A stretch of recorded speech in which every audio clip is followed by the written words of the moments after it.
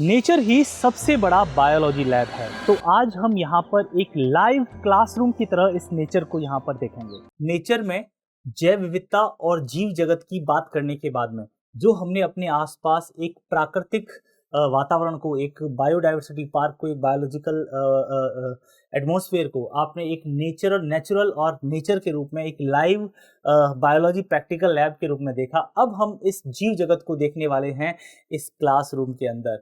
So hello everyone, मेरा नाम कृष्णकांत शर्मा है और आप सभी का मैं तहे दिल से स्वागत करता हूं दृष्टि स्कूल हिंदी मीडियम के इस यूट्यूब चैनल पर। सो बच्चों, कैसे हैं आप लोग? आशा करता हूं आप सभी बहुत बढ़िया होंगे और इन समर वैकेशन को आप बहुत अच्छे से अपनी नॉलेज को बढ़ाने के साथ साथ एंजॉय कर रहे होंगे। सो बच्चों, आज जो है हम इस जैव जगत या यूँ कह सकता हूँ लिविंग वर्ल्ड या जीव जगत को देखने वाले हैं क्लास में। सबसे वेरी फर्स्ट चैप्टर है, वन शॉट चैप्टर है, एक ही शॉर्ट मतलब एक ही घंटे के अंदर ऑलमोस्ट जो है मैं इस चैप्टर को खत्म करने वाला हूँ। वन क्लास, एक ही क्लास में सारा चैप्टर देखेंगे। तो जब हम जैव जगत की बात करते हैं या जीव जगत की बात करते हैं, आप इसको लिविंग वर्ल्ड इंग्लिश में कहते हैं। तो सबसे पहले एक बच्चा जब 10th क्लास से 11th में आता है, तो 10th क्लास से 11th में आता है तो उसको सबसे पहले इंट्रोडक्शन या इंट्रोड्यूस होना पड़ता है बायोलॉजी से, और मैं कह सकता हूं स्पेशलाइज्ड और स्पेसिफिक बायोलॉजी से, जीव विज्ञान से रूबरू होना पड़ता है। क्योंकि इससे पहले जो बच्चे ने चाहे फिजिक्स पढ़ी हो, चाहे केमिस्ट्री पढ़ी हो, चाहे बायोलॉजी पढ़ी हो, ये सभी जर्नल साइंस या सामान्य विज्ञान के रूप में, जिसे हम विज्ञान नाम भी देते हैं, तो एक विज्ञान या साइंस के भाग के रूप में पढ़ा होता है। लेकिन अब बायोलॉजी जो आप पढ़ेंगे वो एक स्पेशलाइजेशन के रूप में, एक स्पेसिफिक और विशिष्ट विषय के रूप में आप यहाँ पर पढ़ने वाले हैं। तो सबसे पहले मैं संक्षिप्त में एक जीव विज्ञान का आपको परिचय देने वाला हूं कि क्या होती है बायोलॉजी। ठीक है, तो जीव विज्ञान क्या है? बहुत कॉमन चीज है कि आपने जब सिलेबस ओवरव्यू देखा होगा तो वहां पर भी देखा होगा, मैंने बताया था कि जीव विज्ञान को ये मानते हैं कि भाई जो भी जीवित चीजें हैं, सजीव जो हैं, उनका अध्ययन जो है एक्चुअली जीव विज्ञान होता है। लेकिन आप देखेंगे थोड़ा स्टैंडर्ड लेवल पर 11th क्लास में जब आप स्पेसिफिक और स्पेशलाइज्ड बायोलॉजी पढ़ते हैं तो वहां पर हमारी एनसीईआरटी कहती है कि जीव विज्ञान सभी प्रकार के जीवन, है ना, सभी प्रकार के जीवन, उनकी जीवन मतलब जो जितने भी सजीव हैं, लिविंग बॉडीज हैं, उनकी संरचना और उनके अंदर जो जैव प्रक्रम है, उन सभी का क्या है बच्चा? आप कहते हैं उन सभी का अध्ययन है। उन सभी का क्या है? अध्ययन है। तो बोलिए, ये बात क्लियर हुई कि एक्चुअली जीव विज्ञान या बायोलॉजी क्या है? सभी प्रकार के जीवन, उनकी संरचना और उनके जैव प्रक्रमों का विज्ञान ही क्या कहलाता है? जीव विज्ञान कहलाता है। तो अब याद रखिएगा, अगर आपकी क्लास में अब आपसे कोई पूछता है कि व्हाट इज बायोलॉजी, क्या होता है जीव विज्ञान, तो अब ये मत कहना, बहुत ट्रेडिशनल वाला बातें मत करना, ट्रेडिशनल वाली एकदम बातें मत करना कि भाई जीवों के अध्ययन को, सजीवों के अध्ययन को जीव विज्ञान कहते हैं। नो नो नो, जीव विज्ञान को आप स्पेसिफिक रूप में पढ़ेंगे तो आप किस रूप में पढ़ सकते हैं कि सभी प्रकार के जो लिविंग थिंग्स हैं, सभी प्रकार के जो सजीव हैं, जीवन के अंदर जो जिनके अंदर जीवन है, जो एक लिविंग रूप में पाए जाते हैं, उनकी संरचना और उनकी जैव प्रक्रमों का विज्ञान ही जीव विज्ञान कहलाता है। अब देखो, एक बात और पढ़ने को आपको यहां पर मिलती है कि ये जो बायोलॉजी शब्द है, ये जो बायोलॉजी शब्द है जिसे हम कहते हैं द वर्ड बायोलॉजी, ये बायोलॉजी शब्द जो है ये दिया था, किसने दिया था? शब्द ट्रीवेरेनस। ट्रीवेरेनस, वह कई जगह लेमार्क भी नाम आ जाता है, वह लेमार्क ने दिया। ठीक है, आप इसको ज्यादा तवज्जो दीजिएगा, प्रायोरिटी देना ट्रीवेरेनस को। ट्रीवेरेनस ने जो है बायोलॉजी शब्द दिया था और इसका जो शाब्दिक अर्थ देखें अगर, तो दो चीज हैं इसके अंदर, एक तो है बायोस और दूसरा है लोगस। इसका मतलब होता है जीवन, लाइफ, इसका मतलब होता है लाइफ या जीवन, और लोगस का मतलब होता है स्टडी या अध्ययन, अध्ययन या स्टडी। तो एक्चुअली क्या है जीव विज्ञान? आप सभी जानते हैं। वास्तव में देखा जाए तो एक सरल रूप में तो क्या है, आप कहते हैं जीवन का अध्ययन ही जीव विज्ञान है। शाब्दिक अर्थ देखा जाए, शाब्दिक अर्थ तो जीव विज्ञान का यही होता है। ठीक है, तो जीवित जीवों में होने वाली विभिन्न क्रियाओं, उनकी बनावट, उनकी कार्य प्रणाली, उनकी उत्पत्ति, उनका विकास, पर्यावरण के साथ उनके संबंध, इन सभी को हम जीव विज्ञान के अंतर्गत ही मेरे भाई पढ़ते हैं। ठीक है, अब जीव विज्ञान जो है उसकी दो ट्रेडिशनल शाखाएं हैं। बायोलॉजी की दो ट्रेडिशनल शाखा है। एक ऐसी शाखा है जिसमें हम प्लांट्स की स्टडी करते हैं, जिसके हम पादपों का अध्ययन करते हैं। तो जिसमें पादपों का, पौधों का अध्ययन करते हैं उसे कहा जाता है बॉटनी। इसे क्या कहा जाता है? बॉटनी। उसे कहते हैं बॉटनी। ये बॉटनी जो शब्द है ये बॉटेन शब्द से आया है, बॉटेन, और बॉटेन का मतलब होता है प्लांट्स, ठीक है। और दूसरा जो है वो है जूलॉजी, जिसे हम प्राणी विज्ञान कहते हैं, इसे जंतु विज्ञान भी कह सकते हैं। और ये जू है ना, जून वर्ड से आया वहां, जिसका मतलब है जंतु। तो जंतुओं का अध्ययन या जो स्टडी ऑफ एनिमल्स है उसे क्या कहा जाता है मेरे बच्चों? क्या कहा जाता है? जूलॉजी या फिर प्राणी विज्ञान के नाम से जाना जाता है। इसके अलावा जो मॉडर्न बायोलॉजी है, आधुनिक जीव विज्ञान है, उसके अंदर कई अप्लाइड साइंसेस भी हैं। आप देखते हैं इसमें हम जेनेटिक्स पढ़ते हैं, साइटोलॉजी पढ़ते हैं, मॉलिक्यूलर बायोलॉजी पढ़ते हैं, बायोटेक्नोलॉजी पढ़ते हैं, माइक्रोबायोलॉजी पढ़ते हैं। ऐसी कई सारी इसकी शाखाएं भी होती हैं। और दो ट्रेडिशनल शाखाएं जो हमारे काम की थी वो मैंने आपके सामने रख दी, बॉटनी, जूलॉजी। बॉटनी मतलब वनस्पति विज्ञान, जूलॉजी मतलब जंतु विज्ञान। अब बच्चों, जब मैं आपसे जीव विज्ञान के बारे में बात कर रहा था तो बार बार एक शब्द आ रहा था सजीव, सजीवों का अध्ययन, सजीवों की संरचना, बनावट, कार्य प्रणाली, विकास, वृद्धि, इनका अध्ययन। तो बच्चे के मन में प्रश्न तो आना ही चाहिए कि सजीव ये लिविंग है क्या सर? What is living? क्या होते हैं सजीव? आना ही चाहिए। बेशक हमारी एनसीईआरटी ने ये जो लिविंग, सजीव निर्जीव वाला पार्ट जो है थोड़ा सा हटा दिया था, लेकिन मन में तो प्रश्न आता ही है जब आप जीव विज्ञान के बारे में सुनते हैं। तो बच्चों, यहां से आप सीधी सी चीज देखते हैं कि सजीव होते क्या हैं, सजीव क्या चीज है। तो यहां पर मैंने एक सजीव लिविंग को दिखा रखा है आपको, और यहां पर एक निर्जीव नॉन लिविंग को दिखा रखा है। और यहां पर एक बात लिखी है कि इनका डिफाइनिंग कैरेक्टर जो होता है, इनका पारिभाषिक जो लक्षण हैं वो क्या है? वे लक्षण जो बिना किसी अपवाद के सभी सजीवों में पाए जाते हैं। मैंने आपको पहले ही सचेत कर दिया, क्योंकि मैं जानता हूं कि आपके मन में ये जवाब जरूर होगा जब मैंने आपके सामने ये प्रश्न रखा कि सजीव क्या होते हैं, व्हाट इज लिविंग। आप कह रहे होंगे जो वृद्धि करते हैं, जो गति करते हैं, जो जनन करते हैं, यही तो है सजीव। ऑब्वियस है, कहोगे ना यही कि सर जो जनन करते हैं, जो वृद्धि करते हैं, जो गति करते हैं, उन्हीं को सजीव कहते हैं। सर मैं नहीं कह रहा, मैंने प्रीवियस क्लासेज में पढ़ा है सजीव के बारे में ऐसा होता है, तो मैं मना नहीं कर रहा कि आपने ये नहीं पढ़ा। लेकिन आप इस बात को यहां समझना, ये जो आपको एक ब्रैकेट के अंदर यहां पर एक आपको चेतावनी का संकेत मैंने दे रखा है, और ये चेतावनी का संकेत आपको बता रहा है कि जब भी आप सजीव और निर्जीव के बारे में बात करेंगे तो आप इस बात का विशेष ध्यान रखिएगा कि यहां पर आपको उनके डिफाइनिंग कैरेक्टर के आधार पर परिभाषा देनी पड़ेगी। मतलब आपको यह बताना पड़ेगा कि ऐसे लक्षण जिनका कोई अपवाद नहीं है, वही सजीव और निर्जीव के बीच में क्या कर सकते हैं? तुलना करते हैं। तो ऑब्वियस सी बात है, आपके अंदर एक्साइटमेंट होगा, वाओ सर, तो इसका मतलब यह हुआ कि जो मैं गति, वृद्धि, जनन कहता था वो सजीव के डिफाइनिंग कैरेक्टर नहीं है। मैं कहता हूं यस बच्चा, बिल्कुल नहीं है। बोला कैसे? बच्चा कहता है कैसे कैसे बताइए कैसे? सजीव में वृद्धि होती है, गति होती है, जनन होता है, हम देखते हैं, रोज देखते हैं अपने आसपास। मेरे पड़ोस में एक कुतिया थी, उसने 4 पिल्ले दिए थे। मेरे गांव में गाय थी, उसने एक बछिया दी थी, है ना। तो भाई आपने एग्जाम्पल, और तभी तो वो सजीव है। मैं रोज इधर से उधर जा सकता हूं, आता जाता हूं, मैं चल सकता हूं, फिर सकता हूं, डांस कर सकता हूं, सब कुछ मेरे अंदर मूवमेंट होता है, मैं सजीव हूं, है ना। मैं देखिए आपके सामने मैं एक स्थान से दूसरे स्थान चला जाता हूं, लो मैं सजीव हूं। क्यों? मेरे अंदर गति होती है। मैं वंस अपॉन अ टाइम, जब मैं छोटा बच्चा था, बड़ी शरारत करता था, धीरे धीरे बड़ा हो रहा हूं, सर मेरे अंदर वृद्धि हो रही है, तो मैं सजीव हूं सर, मेरे अंदर वृद्धि होती है। तो मैंने कब मना किया यार तुमको कि तुम सजीव नहीं हो, तुम्हारे अंदर वृद्धि नहीं होती, गति नहीं होती, तुम जनन नहीं कर सकते। लेकिन मैंने वहां पर एक क्वेश्चन मार्क नहीं, चेतावनी का चिन्ह लगाया कि भाई लेकिन अपवाद है, अगर कोई जीव गति नहीं कर सकता तो तुम उसको ये नहीं कहोगे कि भाई तू सजीव नहीं है क्योंकि तू गति नहीं कर सकता, या फिर आप ये भी नहीं कर सकते कि किसी में वृद्धि नहीं हो रही या फिर किसी में वृद्धि हो रही है तो उस वृद्धि के आधार पर आप ये नहीं कह सकते कि भाई तुम वृद्धि कर रहे हो, आज से मैं तुम्हें सजीव का खिताब देता हूं। हो सकता है क्या? या फिर चलो छोड़ो इनको, मैं एक बहुत सरल सी बात करता हूं, जनन मतलब अपने समान संतान उत्पन्न करना।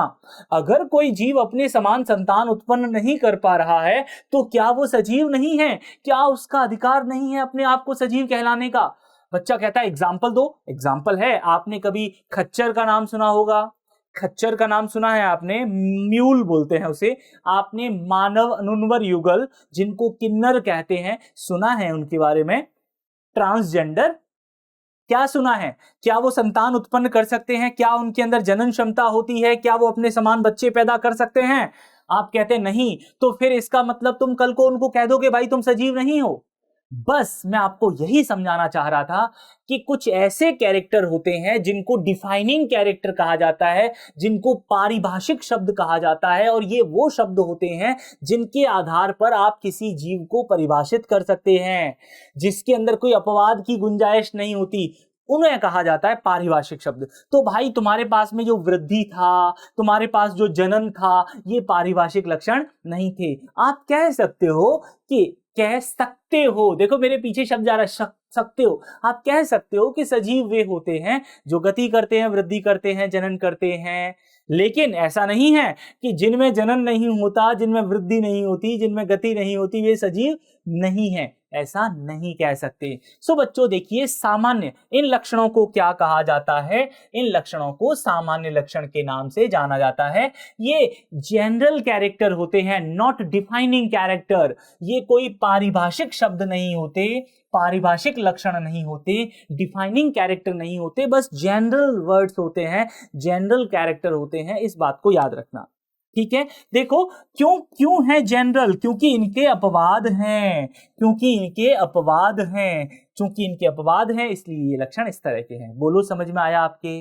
अगर समझ में आया तो फटाफट से एक रेड हार्ट कमेंट बॉक्स में दिख जाना चाहिए, है ना? हाँ सर, खच्चर, म्यूल, कामगर मक्खी, हाँ वर्कर हनी भी, बेचारी वर्कर हनी भी एकदम नन होती है, नन।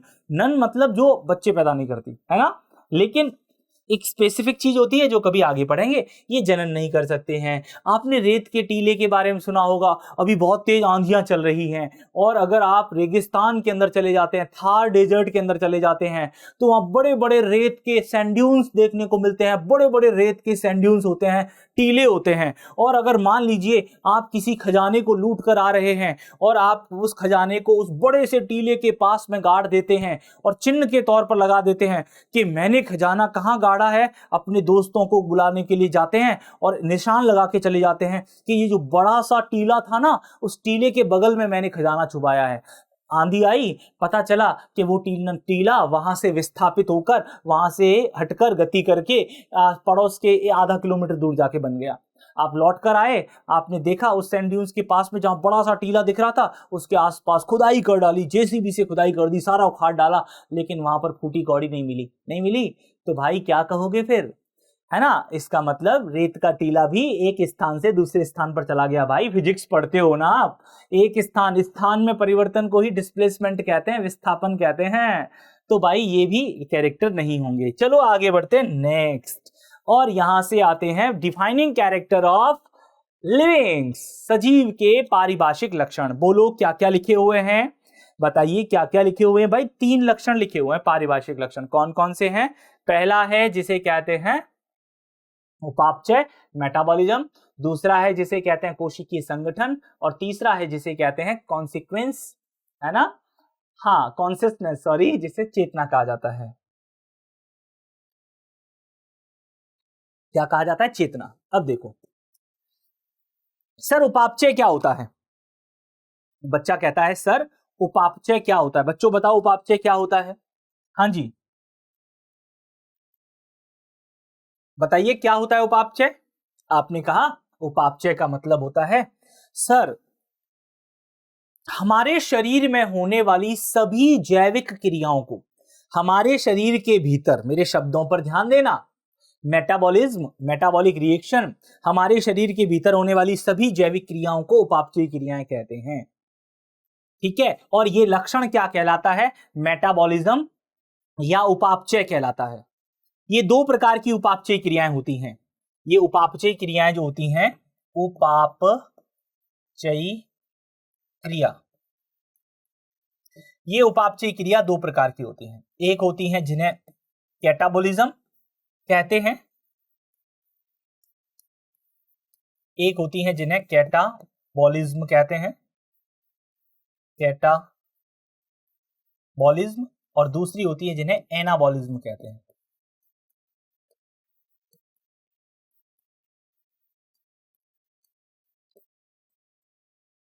एक होती है जिन्हें कैटाबॉलिज्म कहते हैं, दूसरी होती है जिन्हें एनाबॉलिज्म कहते हैं। ओके, दूसरा होता है सेल्यूलर ऑर्गेनाइजेशन।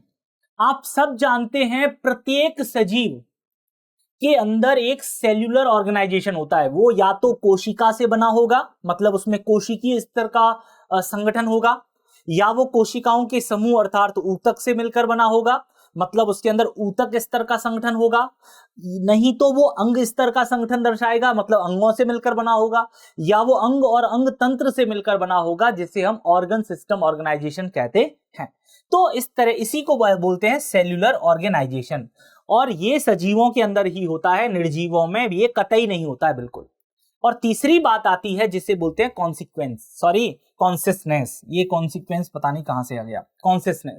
कॉन्सियसनेस का मतलब होता है चेतना।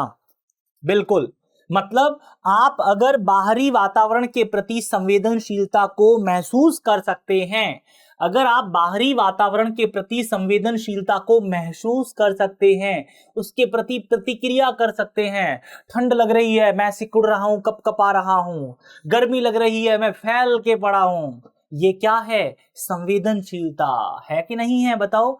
अगर आपकी आंखों पर एकदम प्रकाश डाल दिया, आपकी आंखें एकदम झपझपाएंगी, छोटी हो जाएंगी, है ना। आपके चेहरे पर एकदम पानी डाल दिया, आपकी एकदम बिल्कुल आप अटेंशन हो जाएंगे, मतलब, है ना। अगर नींद में है तो नींद से जग जाएंगे। तो ये सभी क्या है? चाहे चेतना हो, है ना, चाहे वो कोशिकीय स्तर का संगठन हो, और चाहे वो मेटाबॉलिज्म हो, ये केवल और केवल सजीवों में पाए जाते हैं। इसीलिए इनको ये डिफाइनिंग कैरेक्टर कहा जाता है, पारिभाषिक शब्द कहा जाता है। ओके, चलो बच्चों, तो यहां तक बात समझ में आ गई? बोलो, आ गई बात समझ में? पक्का समझ में आ गई बात? चलिए, हेलो बच्चों, तो कैसे हैं आप लोग? आज मैं आपको लेकर आया हूं बायोडाइवर्सिटी, या यूं कह सकता हूं कि प्लांट्स और एक तरह का जैव विविधता के बीच में। तो ये जो फर्स्ट चैप्टर है आपका लिविंग वर्ल्ड, ये हम लोग पढ़ने वाले हैं इन्हीं लाइव और लिविंग एग्जाम्पल्स के साथ में। सो डियर, केवल बायोलॉजी या जीव जगत केवल किताबों में ही नहीं है, ये आपको लिविंग लाइफ में भी देखने को मिल सकता है, नेचर में भी देखने को मिल सकता है। हमारे आसपास मौजूद हर जीव, प्लांट्स, बर्ड्स, इंसेक्ट्स मिलकर बनाते हैं लिविंग वर्ल्ड या जीव जगत। लेकिन सोचिए कि डिफरेंट स्पीसीज को कैसे स्टडी किया जाता होगा, कैसे इनको आइडेंटिफाई किया जाता होगा? सोचा है आपने कभी? इसी डाइवर्सिटी ऑफ ऑर्गेनिज्म को, मतलब जीवों के अंदर जो विविधता या भिन्नता है, इसी को कहा जाता है बायोडाइवर्सिटी या जैव विविधता। जैव विविधता, अभी आपने देखा था जैव विविधता को नेचर के अंदर। अब आप क्लासरूम में उस जैव विविधता को समझते हैं। आपने नेचुरल, एक प्राकृतिक बायो लैब के अंदर बायो डाइवर्सिटी या जैव विविधता को देखा। अब आप क्लासरूम में पढ़ेंगे कि हमारी एनसीईआरटी बुक जैव विविधता के बारे में क्या कहती है। भाई, एनसीईआरटी में जैव विविधता या बायोडाइवर्सिटी के बारे में यह कहा कि पृथ्वी पर पाए जाने वाले जीवों की संख्या और उनके प्रकार को जैव विविधता कहा जाता है। कौन कहता है ये बात? हमारी एनसीईआरटी कहती है। हमारी एनसीईआरटी कहती है कि पृथ्वी पर उपस्थित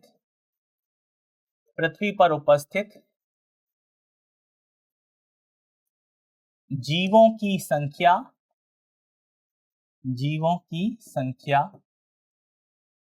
और उनका प्रकार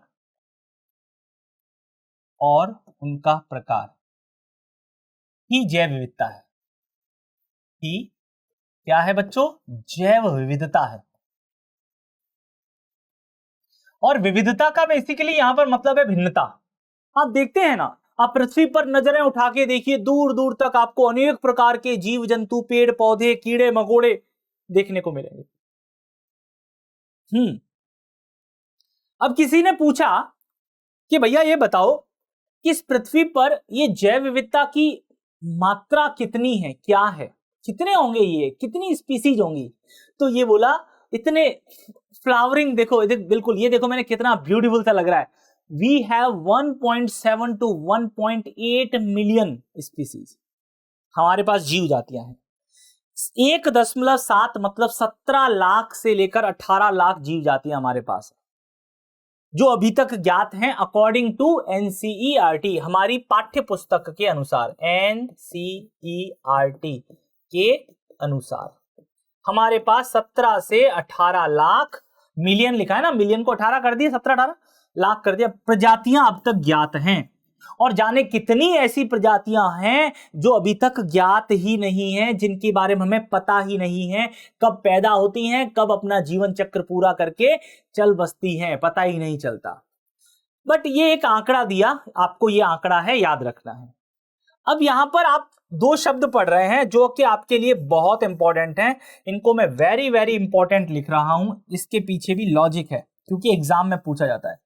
एग्जाम में सीधा सा प्रश्न आता है कि हिंदी में लिख बोलता हूं कि आईसीबीएन और आईसीजेडएन का पूरा नाम लिखिए।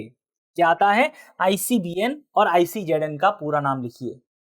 क्या आप में से कोई मुझे बता सकता है? अगर बता सकता है तो कमेंट करके फटाफट से मुझे बता दीजिए कि आईसीबीएन और आईसीजेडएन का पूरा नाम क्या लिखोगे। सबसे पहले बात करते हैं आईसीबीएन।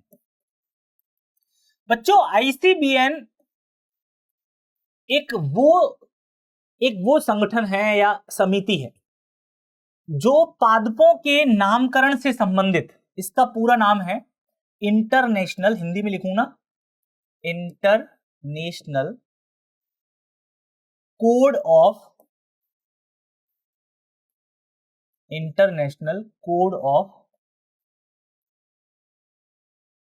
Botanical nomenclature.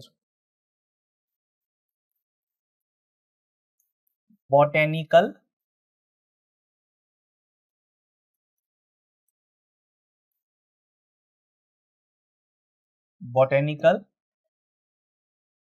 नॉमेनक्लेचर,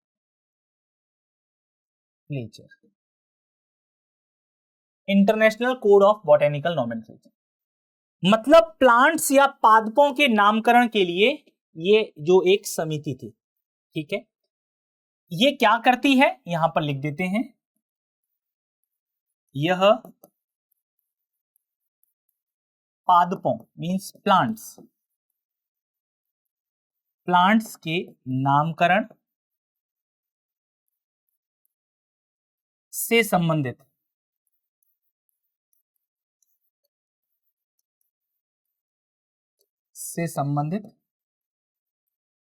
नियम बनाती। जो भी प्लांट्स के नामकरण से संबंधित चीजें होंगी वो कौन मैनेज करेगा? आईसीबीएन करेगा, जिसका पूरा नाम आपने देखा, international code of botanical nomenclature. दूसरा है आईसीजेडएन, और ये क्या है? इंटरनेशनल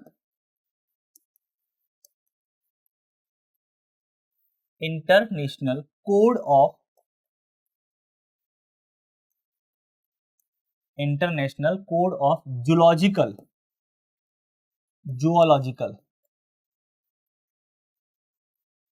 जूलॉजिकल आता है वैसे तो,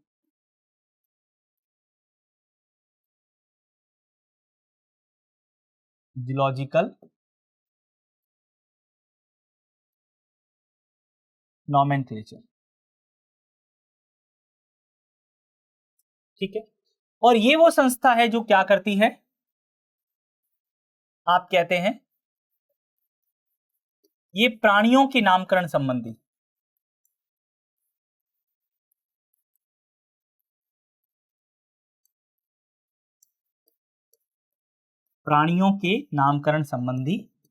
नियम बनाती।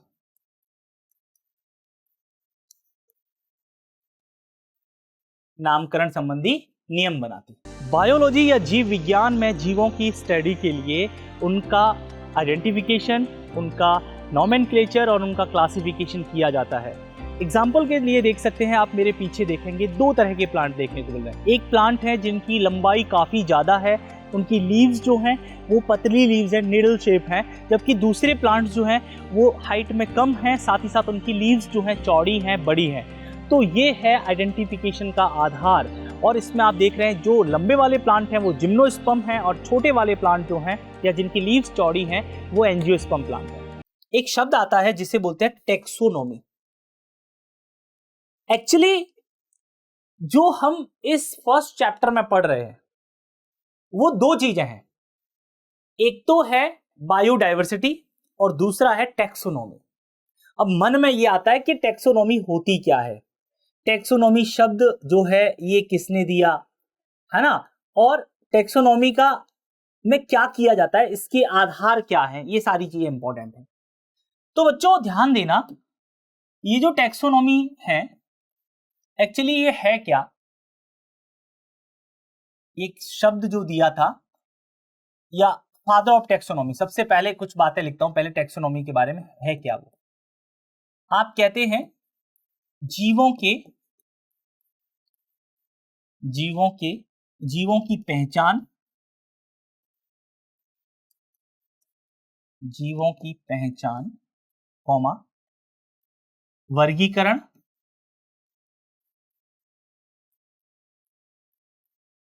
और नामकरण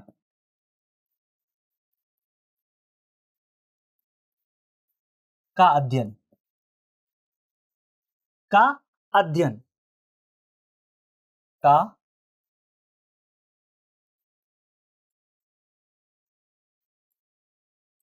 अध्ययन।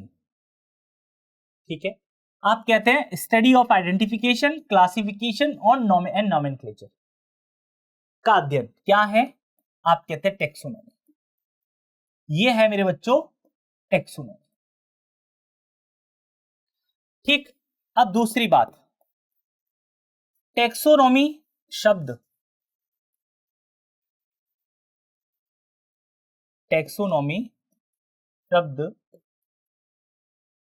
एक वैज्ञानिक हुए जिनका नाम है एपीडी कैंडोले।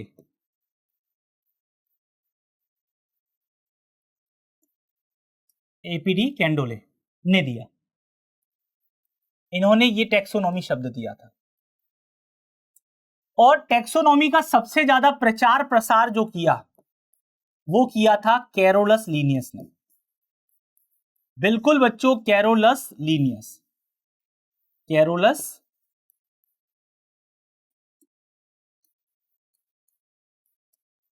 लीनियस ने, कैरोलस लीनियस।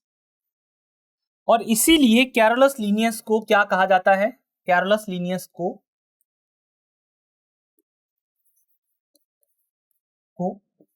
वर्गीकी का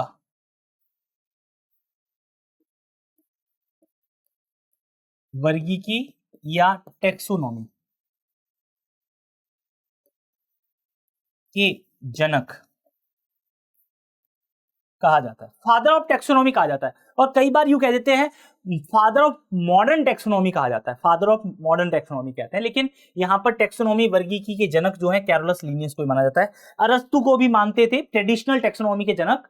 मैं मेरे शब्दों पर ध्यान देना, ट्रेडिशनल जो टेक्सोनोमी थी उसके जनक एरिस्टोटल या अरस्तु को माना जाता था। और जो हमारी मॉडर्न जो टेक्सोनोमी है, मतलब जो आधुनिक टेक्सोनोमी है, वर्गीकी है, इसके जनक कैरोलस लीनियस को माना जाता है। इस बात को याद रखिएगा। तो टेक्सोनोमी क्या है आपके सामने रखा मैंने, शब्द किसने दिया, फादर ऑफ टेक्सोनोमी किसे कहा जाता है। अब बच्चा आपके सामने एक बात और आती है, एक प्रश्न और आता है कि वर्गीकी या टेक्सोनोमी, वर्गीकी या टेक्सोनोमी के आधार स्तंभ जो है वो कितने हैं? 4 हैं, 4 आधार हैं।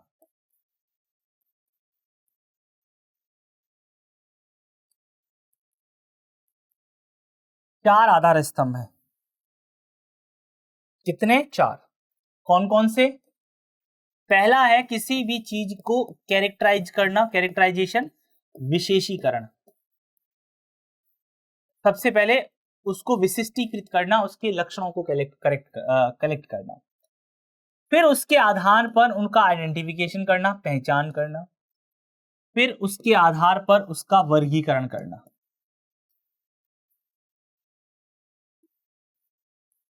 क्या करना? वर्गीकरण करना। और फिर अंत में वर्गीकरण के फलस्वरूप आपको उसका वंश और उसकी जाति प्राप्त होती है।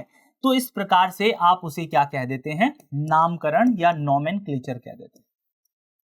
ये आपका नामकरण हो जाता है। तो ये वर्गीकी के 4 स्तंभ हैं। विशेषीकरण का मतलब लक्षणों को कलेक्ट करना, उसके आधार पर पहचान करना जीव की, फिर उसके आधार पर समानताओं और असमानताओं के आधार पर जो जीव में सिमिलैरिटीज और डिसिमिलैरिटीज मिलती हैं, समानताएं असमानताएं मिलती हैं, उनके आधार पर उनको अलग अलग वर्गों में रखना, वर्गीकरण करना, और फिर उसके बाद में उसका क्या करना? नामकरण करना। ये 4 स्तंभ होते हैं।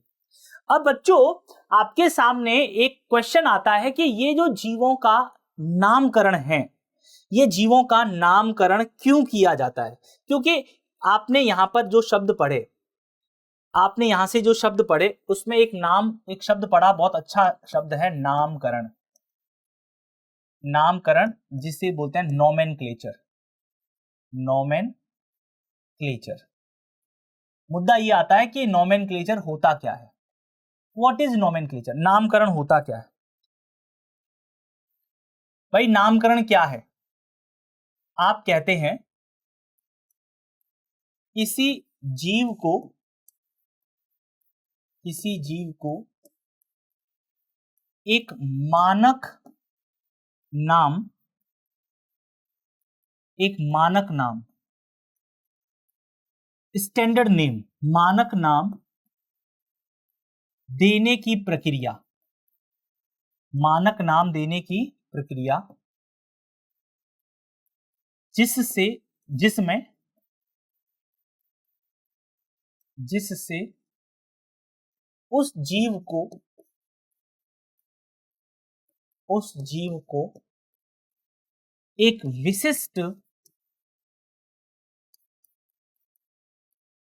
विशिष्ट नाम से जाना जाए,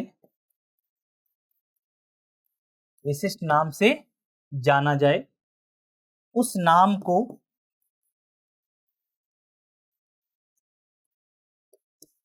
इस प्रक्रिया को नामकरण कहते हैं। इस प्रक्रिया को नामकरण कहते हैं, नामकरण कहते हैं। तथा ये नाम वैज्ञानिक नाम,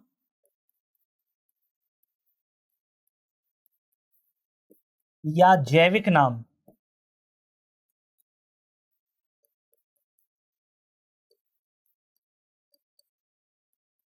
जैविक नाम कहलाते हैं। जैविक नाम कहलाते। जैसे आपके पास बहुत सारे एग्जाम्पल हैं, जैसे आम, अंग्रेजी में आप इसको मैंगो कहते हैं, लेकिन पूरे विश्व में इसको मैंजीफेरा इंडिका,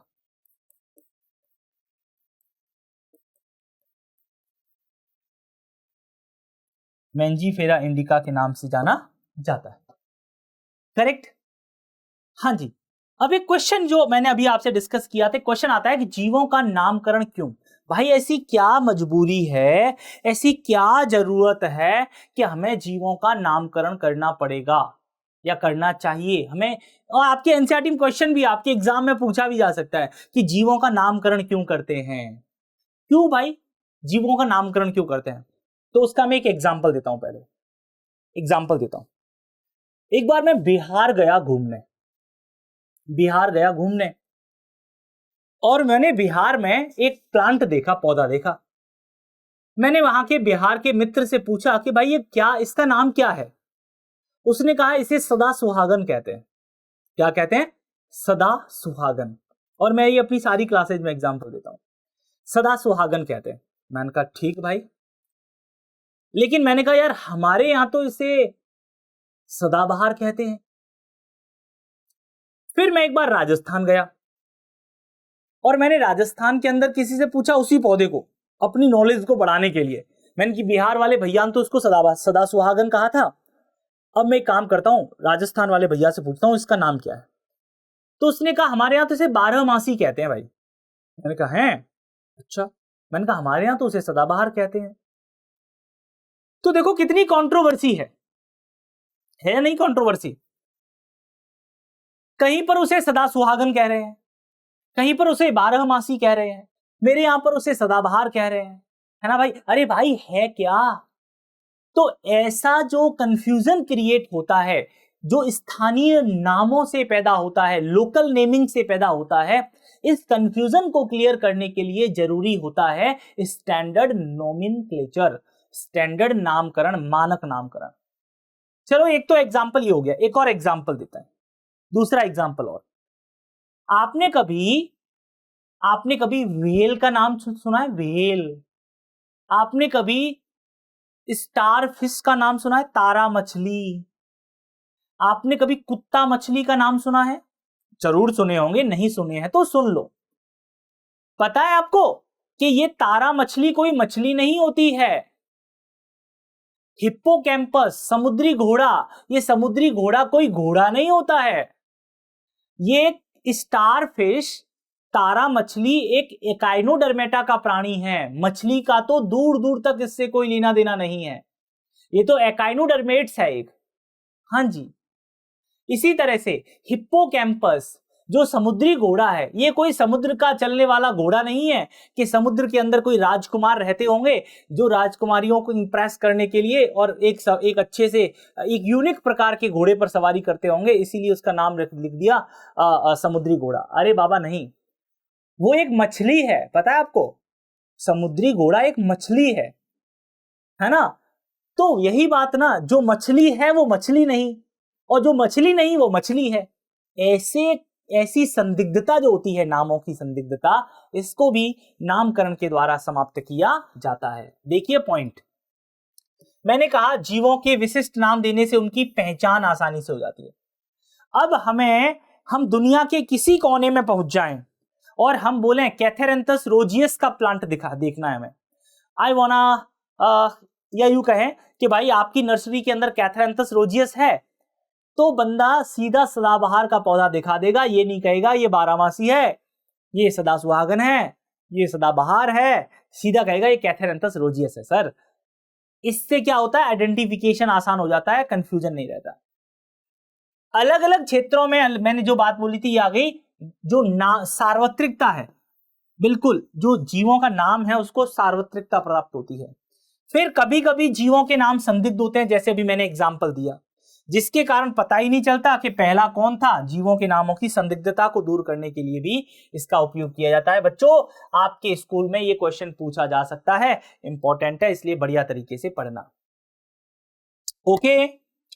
ओके चलो, अब इसके बाद में जब नामकरण पद्धति चल रही थी बच्चों, जब नामकरण पद्धति चल रही थी, जीवों के नामकरण की पद्धतियां थी, तो उसमें एक जीवों के नामकरण की पद्धति डेवलप हुई। गैस्पर्ड बोहिन थे, उन्होंने उसको इंट्रोड्यूस किया था, लेकिन सबसे ज्यादा प्रचलित करने का श्रेय जाता है हमारे कैरोलस लीनियस साहब को। ये हैं इसके जनक, कैरोलस लीनियस, जिनका वास्तविक नाम था कार्ल वॉन लिन। और ये अपने द्विनाम पद्धति से ऐसे इंप्रेस हुए कि इन्होंने अपना नाम क्या रख दिया, कैरोलस लीनियस। हाँ जी भाई, जीवों के नामकरण की अगर कोई सबसे ज्यादा प्रचलित, सबसे ज्यादा जो है अच्छी जो विधि मानी जाती है वो है द्विनाम पद्धति, कैरोलस लीनियस के द्वारा दी गई थी। ठीक है, और ये क्या कहती है? ये कहती है कि भाई कोई भी जीव जो होता है उसका जैविक नाम लैटिन भाषा में लिखा जाता है। लैटिन भाषा में इसलिए क्योंकि ये एक डेड लैंग्वेज हो चुकी है, मृत भाषा है। इसलिए जैविक नाम का पहला अक्षर उसके वंश का नाम होगा और दूसरा अक्षर उसकी जाति का नाम होगा। ठीक है, जैसे आप देख सकते हो, ये देखो नियम लिखे हुए हैं। पहला नियम, इसकी भाषा कैसी है? लैटिन। जैविक नाम में पहला अक्षर कौन सा होता है? आप कहते हैं वंश का नाम। दूसरा अक्षर कौन सा होता है? जाति का नाम। और तीसरी बात, जब आप उसे हाथ से लिखते हैं तो उसको अलग अलग रेखांकित किया जाता है। एग्जाम्पल देख लो, मैंजीफेरा इंडिका। अगर टाइपिंग करवाओगे तो इटैलिक्स में लिखा जाता है, तिरछा लिखा जाता है। तो चलो अब मैं तुम्हें लेकर चलता हूं एक फील्ड के अंदर, मतलब एक बायोलॉजिकल पार्क में। और यहां बायोलॉजिकल पार्क में एक प्लांट को देखते हैं और उस प्लांट पर कैसे द्विनाम पद्धति के द्वारा उनका आइडेंटिफिकेशन किया जाता है। तो लेट्स गो, चलते हैं देखने के लिए। ये देख रहे हैं आप एल्स्टोनिया स्कोलेरिस, जिसे सप्तपर्णी पादप कहते हैं। इस प्लांट की खास बात है कि इस प्लांट के अंदर 7 पत्तियां होती हैं। आपको बता दूं, ये एल्स्टोनिया स्कोलेरिस जो है, ये इसका साइंटिफिक या वैज्ञानिक नाम है। इस वैज्ञानिक नाम में जो फर्स्ट नाम है, जिसे एल्स्टोनिया कहते हैं, ये उसका वंश का नाम है, जबकि स्कोलेरिस उसकी जाति है। और यही है वैज्ञानिक नामकरण की एक सार्वत्रिकता की ताकत। ओके बच्चों, तो कैसा लगा आपको? आपने एक प्लांट देखा, बड़ा सा प्लांट था, और उस प्लांट के अंदर, उस प्लांट पर इस तरह से आप देखते हैं उसका जैविक नाम लिखा हुआ था। जैसे आप देखते हैं यहां पर, मैं एक एग्जांपल दे रहा हूं, आम का एग्जांपल दे रहा हूं। Mango tree, scientific name, classification दे रखा है, इसका जगत प्लांटी है, फैमिली एनाकार्डियेसी है, और इसका जीनस है मैंजीफेरा, और इसकी स्पीसीज है इंडिका, और इस तरह से इसका बायोलॉजिकल नेम बनता है मैंजीफेरा इंडिका। तो ये इसका एक जैविक नाम आपको यहाँ पर देखने को मिलता है। ओके बच्चों, चलो अब यहां से कुछ 2 शब्द हैं जो आपको बहुत अच्छा फील करवाएंगे। एक तो है ट्यूटेनमस, एक शब्द आता है ट्यूटोनमस। ट्यूटोनमस का मतलब होता है कि जब किसी जैविक नाम के अंदर उसका वंश का नाम और जाति का नाम एक जैसे हो तो उसे कहा जाता है ट्यूटोनिम्स। पादपों के नामकरण के लिए मान्य नहीं होता है, ये इस बात को आप याद करके रखना। एग्जाम्पल के तौर पर किंग कोबरा, जिसको नाजा नाजा कहते हैं, तो देखो वंश का नाम और जाति का नाम दोनों क्या हैं? समान हैं। दोनों क्या हैं? समान है। वंश नाम और जाति नाम दोनों इक्वल हैं, एक जैसे हैं। ठीक है, इसी तरह से एक और एग्जाम्पल आता है जिसका नाम है ऑटोनिम्स। ऑटोनिम्स में क्या होता है? ना केवल जातीय नाम, उपजातीय नाम भी समान होता है, और ये त्रिनाम पद्धति में देखने को मिलता है। जैसे आप कहते हैं होमो, देखो इसमें क्या होता है? जाति नाम और उपजाति नाम समान होते हैं। Homo sapiens sapiens, Homo sapiens, Homo sapiens sapiens, Homo sapiens sapiens इसका क्या है? ये आप देख सकते हो, इसमें ये दोनों एक जैसे हैं, समान है। ये इसके ऑटोनिम्स को रिप्रेजेंट करते हैं। ये इसका जाति नाम है और ये इसका उपजाति नाम है। क्या है ये इसका? आप कहते हैं इसका उपजाति नाम हो जाता है, और ये होमो इसका वंश है बच्चा। बोलो क्लियर हुआ? चलिए अब आगे एक शब्द आता है वर्गीकरण पद्धति, जिसको कहा जाता है सिस्टेमैटिक्स। एक शब्द आता है वर्गीकरण पद्धति, सिस्टेमैटिक्स। ये जो सिस्टेमैटिक्स है, सिस्टेमैटिक्स, ये सिस्टेमैटिक्स आप देखेंगे सिस्टेमा शब्द से आया है। सिस्टेमा, सिस्टेमा शब्द से आया है, और इस सिस्टेमा का मतलब होता है नियमित व्यवस्था। क्या होता है? नियमित व्यवस्था। इसका मतलब होता है नियमित व्यवस्था। करेक्ट। कैरोलस लीनियस जो थे, उन्होंने अपने प्रकाशन, जिसका नाम था सिस्टेमा नेचुरी,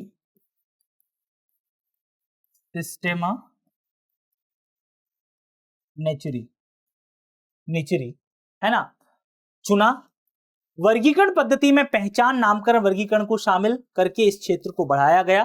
किसको? सिस्टेमैटिक्स को। इसका मतलब ये है बच्चों समझना कि जो हम सिस्टेमैटिक्स पढ़ते हैं, सिस्टेमैटिक्स में वर्गीकी तो आती ही है, वर्गीकी या जिसे हम टेक्सोनॉमी कहते हैं, टेक्सोनॉमी तो आती है। इसके अलावा इसमें जो है फाइलोजेनी भी आती है, फाइलोजेनी भी आती है। और फाइलोजेनी का मतलब होता है जीवों के विकासीय इतिहास का संबंध। जीवों के विकासीय इतिहास के संबंध को जातिवृत्तता कहते हैं, जातिवृत्तता या फाइलोजेनी कहते हैं।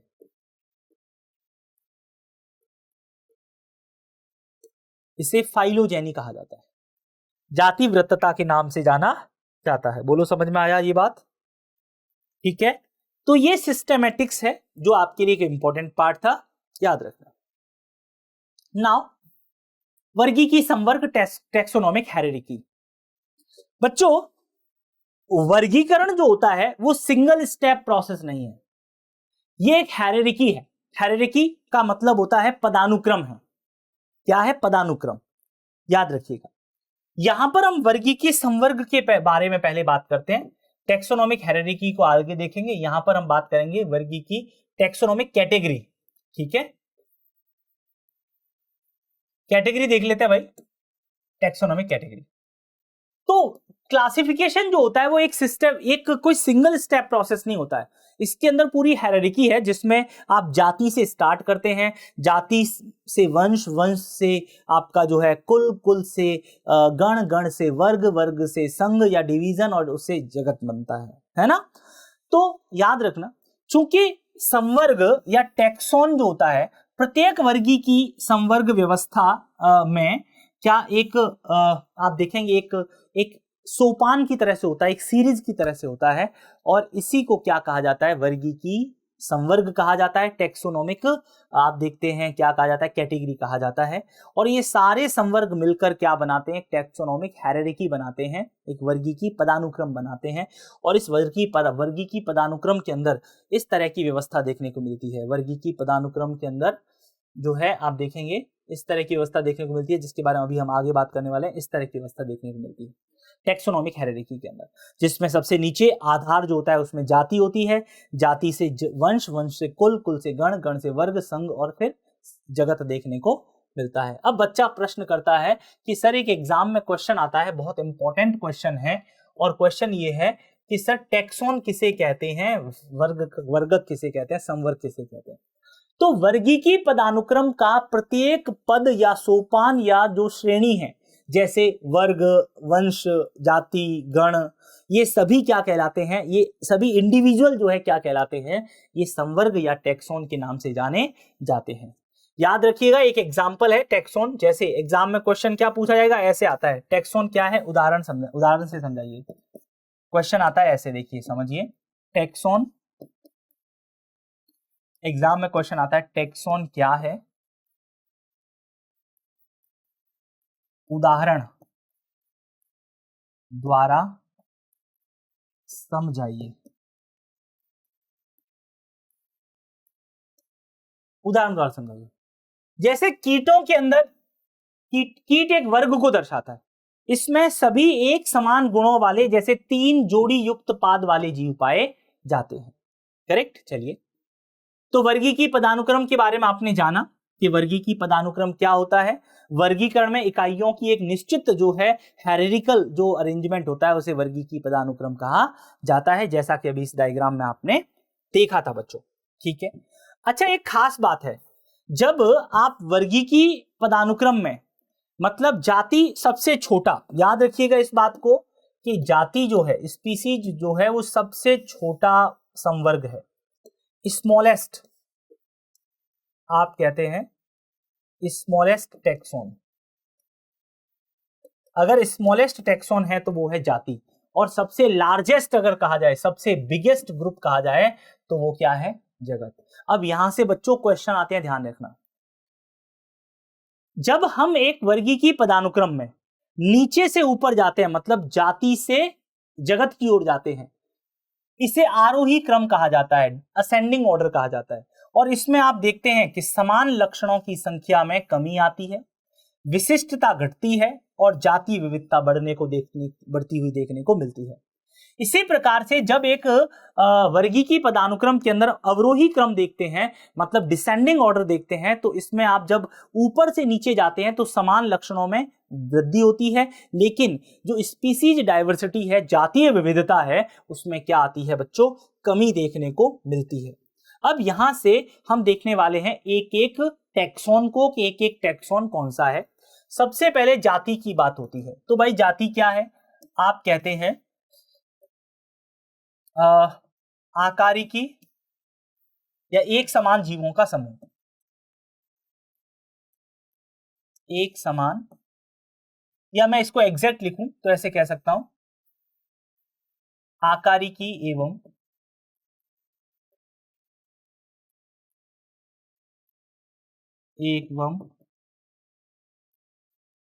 आनुवंशिक रूप से समान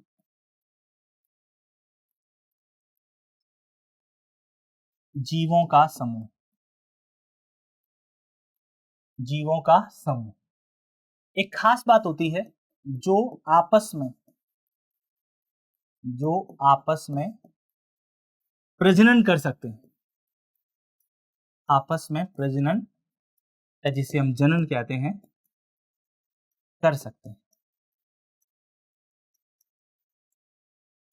ठीक है, उसे क्या कहा जाता है, जाति। उदाहरण की बात करें तो आपने कहा आलू, क्या नाम है भाई, सोलेनम ट्यूबिरोसम, सोलेनम ट्यूबिरोसम। दूसरा ऐसे ही आपने कहा मकोई या बैंगन ले लो, सोलेनम मेलेंजोना। इसी तरह से मकोई, सोलेनम नाइग्रम। टमाटर, सोलेनम लाइकोपर्सिकॉन।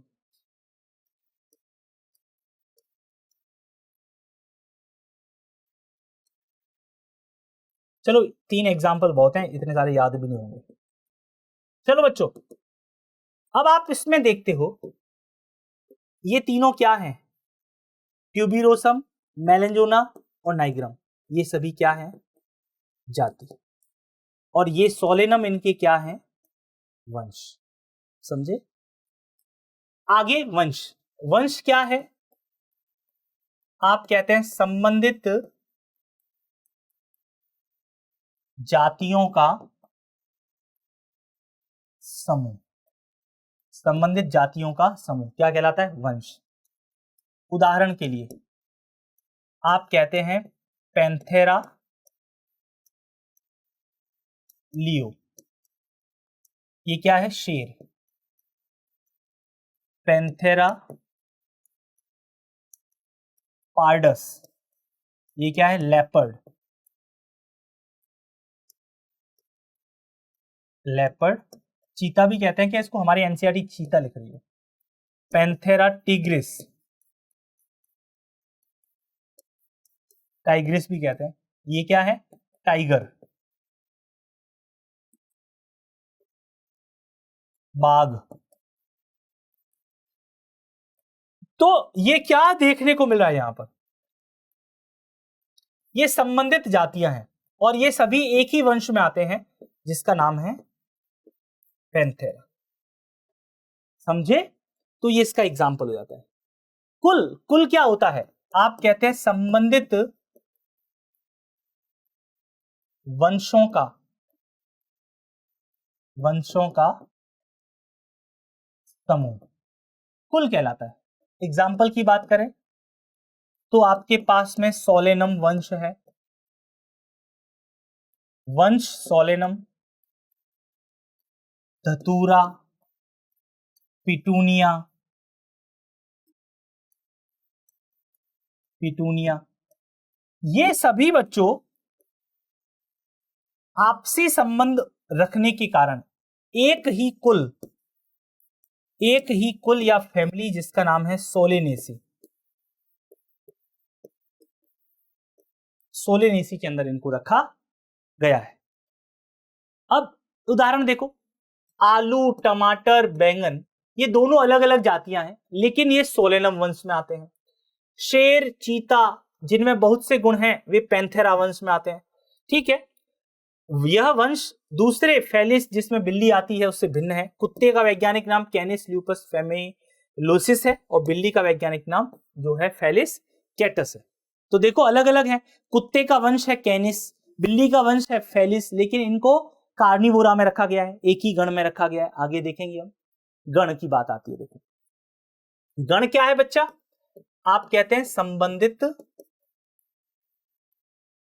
कुलों का समूह, संबंधित कुलों का समूह क्या कहलाता है, गण कहलाता है। जैसे कॉन्व्यूलेसी, इसका नाम क्या है, इसका नाम है कॉन्वोव्यूलेसी, कॉन्वोव्यूलेसी, कॉन्वोव्यूलेसी और सोलेनेसी, और सोलेनेसी, कॉन्वोव्यूलेसी और सोलेनेसी। ठीक है, इनको एक ही फैमिली, इनके आधार पुष्पीय लक्षण एक होने के कारण याद रखना ये दोनों फैमिली हैं, कॉन्वोव्यूलेसी और सोलेनेसी। इनको एक समान पुष्पीय लक्षण होने के कारण एक ही गण जिसका नाम है पॉलीसोनियल्स, पॉलीसोनियल्स गण में रखा गया है, पॉलीसोनियल्स गण में रखा गया है। इसी प्रकार से आप एग्जाम्पल देखते हैं बिल्ली का, बिल्ली किससे है, अभी बताया था फेलिडी फैमिली है। ये देखिए बिल्ली फेलिस कैटस और कैनिस ल्यूपस, तो बिल्ली की फैमिली कौन सी है, फेलिडी, और कुत्ते की फैमिली कौन सी है, कैनिडी, और इनको आपने एक ही गण कार्निवोरा में रखा, मतलब ये मांसाहारी हैं तो इनको एक ही गण में रखा जिसका नाम है कार्निवोरा। वर्ग की बात करें बच्चों तो closely related order of group को क्लास कहा जाता है, वर्ग कहा जाता है। जैसे मैमेलिया एक वर्ग है और इसके अंदर आपने मांसाहारी कार्निवोरा गण के जीवों को भी रखा और आपने प्राइमेटा जिसके अंदर मानव, बंदर आते हैं, इनको भी रखा। ठीक है, याद रखना। तो मंकी, गोरिल्ला, गिब्बॉन, मानव, ये सभी प्राइमेटा में आते हैं, कार्निवोरा में कैट, डॉग, ये सब आते हैं, और इनको आपने किस में रखा है, एक ही जो है मैमेलिया के अंदर रखा है। संघ की बात करें तो संघ क्या है, आप कहते हैं कि भाई ये वर्गों का समूह है, आप कहते हैं संबंधित वर्गों का समूह, संघ कहलाता है। क्या कहलाता है, संघ, संबंधित वर्गों का समूह। देखो क्लासेज में एनिमल्स जैसे मछली, फिशेज, उभयचर, एम्फीबिया, रेप्टाइल्स मतलब सरीसृप, पक्षी और मैमल्स को क्या किया, इन्होंने एक ही फाइलम में रखा।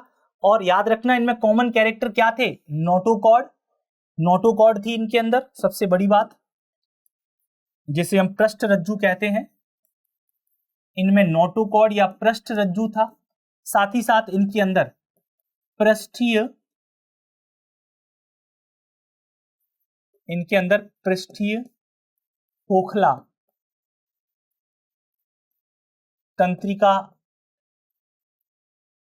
तंत्र था। ठीक है, और इसीलिए इन्होंने इसको कॉर्डेटा में रखा, कॉर्डेटा जिन्हें रज्जुकी कहते हैं, कॉर्डेटा जिन्हें रज्जुकी कहा जाता है।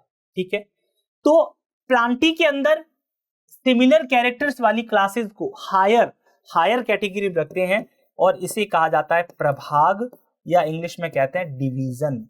जंतुओं में इसे संघ कहा जाता है और पादपों में इसे डिवीजन कहा जाता है। अब आता है जगत, और आप कहते हैं जगत में संबंधित, या यूं कहें